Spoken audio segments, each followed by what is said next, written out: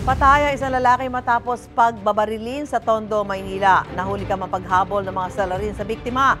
Laging una ka sa balita ni Jomer Apresto, exclusive.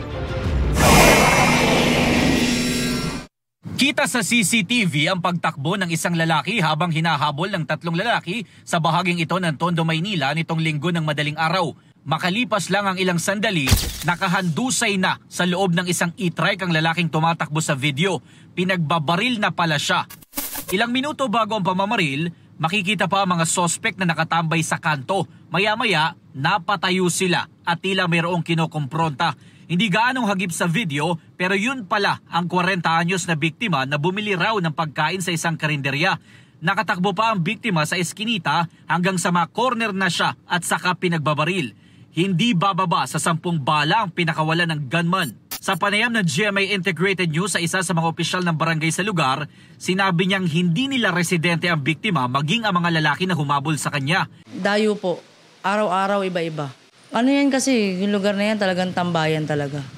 Ng kahit sino. Sa madaling araw lang sila tumatambay. Naisugod pa raw sa ospital ang biktima pero binawian din ng buhay kahapon ng umaga. Ipinagtataka ng barangay kung bakit sa lugar pa nila bumili ng pagkain ng biktima gayong may kalayuan ang kanyang inuuwian. Ang sabi lang, namimiki ng pera.